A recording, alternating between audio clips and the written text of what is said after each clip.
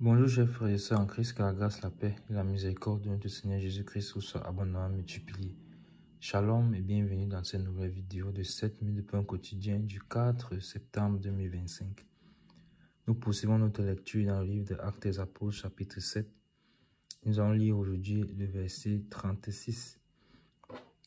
Nous avions vu dans la vidéo précédente que Moïse a été choisi et établi par Dieu comme celui-là qui devait conduire le peuple d'Israël vers sa destinée, c'est-à-dire que les sortir de la servitude, de la captivité en Égypte pour les conduire vers la terre que Dieu avait en réserve pour eux.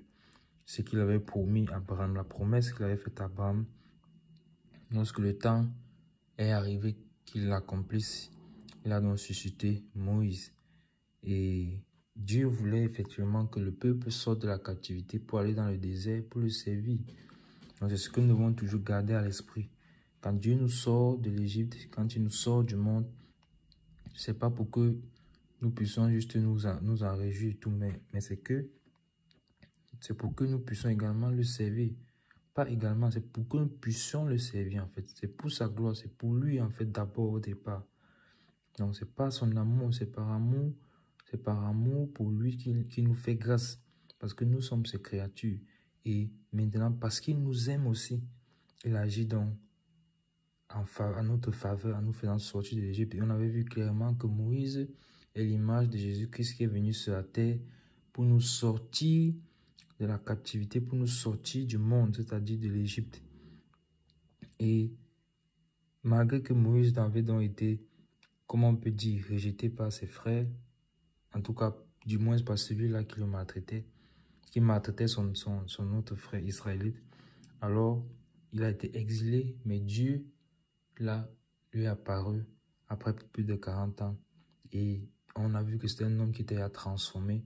Et non seulement cela, il comprenait maintenant aussi les principes spirituels. C'est-à-dire que lorsque Dieu lui est apparu dans ce buisson Adam là, il s'est approché, Dieu a attiré son attention, il s'est approché pour voir, pour connaître et comprendre la vision. Et voilà que Dieu s'est révélé à lui, la voix s'est fait entendre. Et ça nous a enseigné que lorsque Dieu attire notre attention, ce que nous avons à faire, c'est de nous approcher donc de lui et maintenant lui va nous parler parce qu'il est fidèle. Et pour remettre également tout dans le contexte, rappelons-nous que nous sommes toujours en train de voir Étienne. Dans Actes des Apôtres chapitre 7, c'est Étienne qui est en train de parler. Depuis là, c'est lui qui parle. Il est devant le Sanhédrin en train de se défendre parce qu'il a été accusé injustement par des personnes qui ne pouvaient résister à sa sagesse et à l'esprit par lequel il parlait, à l'esprit de Dieu, parce qu'il était rempli du Saint-Esprit. Le Saint-Esprit a donné, les Écritures ont donné à plusieurs reprises, des témoignages sur lesquels il était rempli du Saint-Esprit. Il avait même un bon témoignage. Mais à cause de cela, vous voyez qu'il a été traîné en justice comme ça. Et ces hommes qui le traînent en justice savent très bien que les accusations qu'ils portent contre lui, des fausses accusations, comme quoi il aurait dit que Jésus va détruire le temple et que lui il essaie d'éloigner le peuple des coutumes que Moïse leur a prescrites. Alors ils savent très bien que la sanction, c'est la peine de mort. Vous voyez à quel point le cœur de l'homme est mauvais, à quel point le cœur de l'homme peut être méchant, parce que sur le plan doctrinal, tu n'arrives pas à résister en face à quelqu'un, tu le hais tellement que tu souhaites sa mort. Et ça aussi, c'était notre enseignement que nous avons vu dans une des vidéos, que celui qui hait son frère est un meurtrier. Est-ce que ce n'est pas ce que Jésus-Christ a dit? C'est ce qu'il a dit. Et nous voyons ça ici de façon pratique. Tellement ils ont haï qu'ils étaient prêts à lui faire mourir juste parce qu'il n'arrivait pas, il ne savait comment lui répondre avec les Écritures. Or, lui prenait les Écritures pour les répondre. Mais eux, ils étaient tellement fermés dans leur doctrine, fermés dans ce qu'ils ont appris. Et c'est pour ça que nous, en tant qu'enfants de Dieu, nous devons faire attention. Tu as grandi dans une assemblée, dans une communauté, on t'a enseigné quelque chose, tu as toujours pris ça comme fondement doctrinal, sans vraiment toi-même demander la révélation au Seigneur. Mais est-ce que tu es vraiment sûr que ce que tu crois est correct? Donc il nous faut poser de nouveaux fondements en fait. Nous avons la parole de Dieu, Jésus-Christ est la pierre angulaire. Et nous les hommes, ne devons pas venir avoir des fondements doctrinaux. Parce que qu'est-ce qui crée les divisions dans les assemblées? Tel croit en ceci, tel... Ça veut dire que nous avons tous la base, Christ, le Messie, mais tel croit ceci, tel ne croit pas ceci. Et c'est toujours fondé sur des doctrines des hommes. Même des doctrines, c'est-à-dire des révélations qui sont vraies, mais la révélation qui est vraie ne doit pas susciter une division. Si nous marchons dans l'unité de l'esprit, elle ne doit pas susciter une division. C'est pas parce que le Seigneur m'a révélé quelque chose qui est correct que alors il faut que je crée ce que les hommes appellent entre guillemets mon assemblée, mon église entre guillemets, et je commence à fonctionner sur la base de ces révélations-là. Et susciter encore la division dans le corps. Or, ce que Dieu veut, c'est que nous marchions dans l'unité. Donc, faisons vraiment attention. Nous avons été prêts et assez humbles pour savoir que le Seigneur peut remettre en question des choses auxquelles nous croyons, bien même les doctrines que nous croyons peuvent être fausses. Et on doit avoir l'humilité nécessaire pour accepter qu'elles ne sont pas correctes ou que le Seigneur nous corrige. Nous avons l'histoire de ce couple dans la parole de Dieu qui, je crois c'est Apollo, Aquilas et Priscille. Il a fallu qu'on leur explique les Écritures plus exactement. Pourtant, ils enseignent déjà la parole, ils annoncent l'évangile. Donc, soyons toujours prêts et ayons ce que humble pour savoir que nous pouvons être enseignés et que le Seigneur peut passer par des personnes pour nous enseigner. Et c'est ce qu'il est en train de faire depuis que nous parcourons ce livre de Actes des Apôtres. Moi-même, je suis aussi enseigné. Moi-même, je suis aussi béni. Donc, ayons toujours ce cœur disposé. Donc, Dieu a utilisé Moïse et le verset 36, aujourd'hui, donc, je le lis. C'est lui qui les fit sortir d'Égypte en opérant des prodiges et des miracles au pays d'Égypte, au sein de la mer Rouge et au désert pendant 40 ans. Amen. Donc, la parole de Dieu nous signale ici là que Moïse, là, que Dieu a suscité, c'est lui, pourtant qu'ils avaient rejeté, c'est lui qui les a fait sortir d'Égypte. Nous voyons dans la transformation véritable que Dieu a opérée dans la vie de Moïse.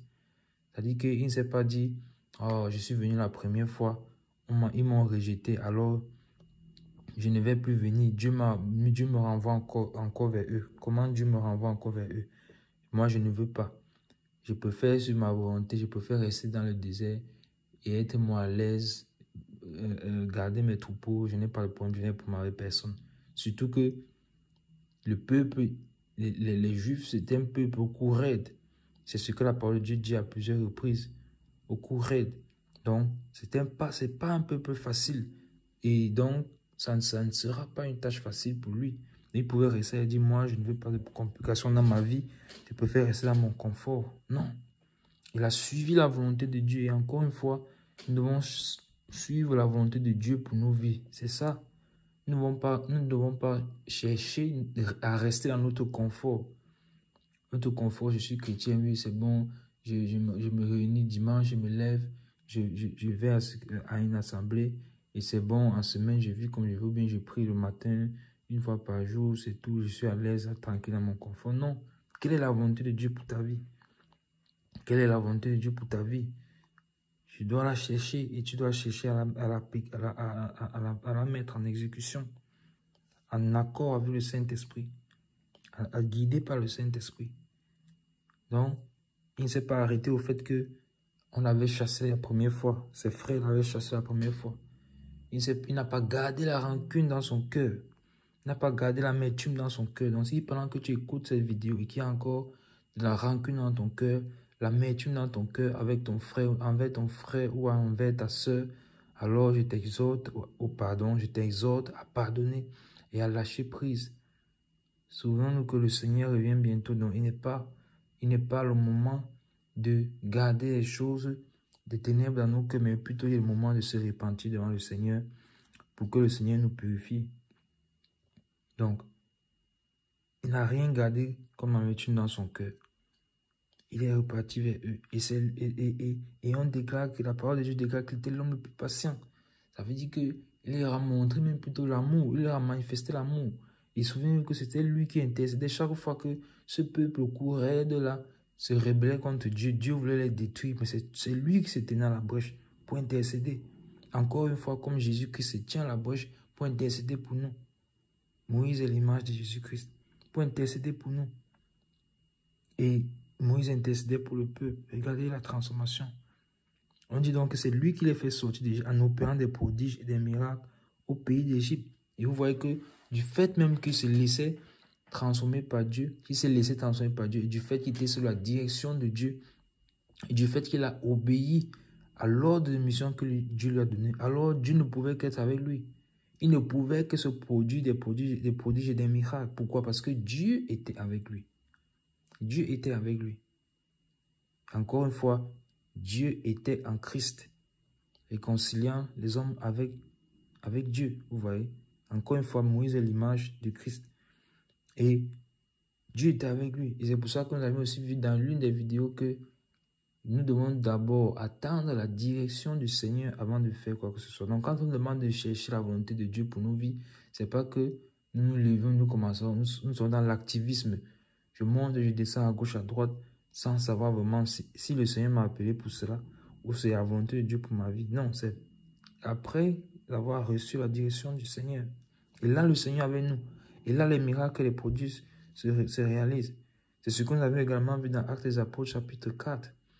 Comment le Seigneur était avec les apôtres à tel point qu'il se produisait des miracles et des prodiges, car il leur a donné l'instruction d'annoncer l'évangile. Et quand c'est lui qui a donné l'instruction, il ne peut que manifester sa puissance, parce qu'il se tient derrière sa parole pour l'accomplir. Et donc il y avait des prodiges et des miracles. Et aussi ici en Égypte, il s'est produit des prodiges et des miracles en Égypte. Non seulement en Égypte, au sein de la mer Rouge et au désert, pendant 40 ans. Donc, pendant qu'il était en Égypte, il s'est produit un miracle. Pendant qu'il traversait la mer Rouge, il s'est produit un miracle. Et pendant qu'il était au désert, il s'est produit toujours des miracles et des prodiges. Donc, Dieu est le même.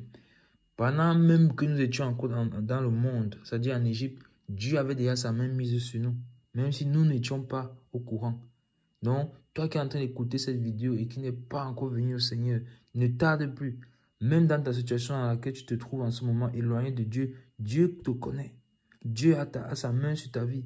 Et souvenez-nous que lorsque Dieu est apparu à Moïse, il lui a dit, je suis le Dieu d'Abraham, d'Isaac et de tes pères. Le Dieu d'Abraham, d'Isaac et de Jacob. Pour le rassurer, pour lui, il lui dit, je te connais. Toi aussi, je te connais. Maintenant, je pose et dis, je suis le Dieu de Moïse. Je te connais. Donc, Dieu te connaît. Dieu connaît ta vie. Il connaît tes souffrances. Il connaît tes difficultés. Il connaît tes peines. Mais il a un chemin qu'il a tracé pour toi. Il veut que tu connaisses le chemin de la vie. Il ne veut pas que tu restes dans le chemin de la mort. Parce que regardez, en Égypte, il s'est produit des miracles. Donc, dans le monde, il s'est produit des miracles. Donc, le Seigneur, à combien de reprises as-tu failli mourir? Et tu n'es même pas au courant. Pour certaines, tu es au courant. Des maladies qui ont failli t'emporter, des accidents qui ont failli t'emporter. Mais d'autres, tu n'as même pas vu la main de Dieu te protéger. Tu penses que c'était le hasard ou c'était Dieu qui t'a protégé. Et maintenant, pendant qu'il traversait, Dieu était toujours là. Pendant qu'il traversait, Dieu était toujours là. Donc, quand tu viens au Seigneur, ne pense pas qu'il va te laisser. Il est toujours là. Et même quand ils ont traversé la mer dans le désert, Dieu était toujours là. En train d'accomplir les prodiges et les miracles. Donc, Dieu est le même hier, aujourd'hui, éternellement. Quel que soit le désert par lequel tu peux passer, Dieu est là. Il est le même. Tes regards doivent être fixés sur le Seigneur. Nos regards doivent être fixés sur le Seigneur. Donc, ne tarde plus, viens au Seigneur. Et si tu es dans le Seigneur, sois encouragé. Sois encouragé parce que, en tant qu'enfant de Dieu, nous pouvons également traverser des périodes qui sont comme des déserts pour nous. Mais la parole de Dieu nous dit qu'il a opéré des prodiges et des miracles dans le désert. Donc, le désert ne doit pas nous faire peur. Le désert est un moment, est une phase de notre vie pour nous accrocher à Dieu. Quand la terre est sèche, quand il manque d'eau, quand le lieu est aride, c'est le meilleur moment pour se tenir et chercher la face de Dieu. Et chercher la face de Dieu, il se révèle. Vous voyez que dans le désert, on est léger. Il n'y a même pas de force pour emporter trop de bagages. Pourquoi? Nous devons lâcher toutes les choses du monde qui nous tirent, qui nous retiennent et nous accrocher au Seigneur. Et c'est là qu'il se révèle dans sa gloire et dans sa puissance. Amen. Nous nous arrêtons là pour aujourd'hui. C'était tout pour les 7 minutes de pain quotidien de ce jour. Que la grâce, la paix et la miséricorde de notre Seigneur Jésus-Christ vous soient abondamment multipliées. Shalom.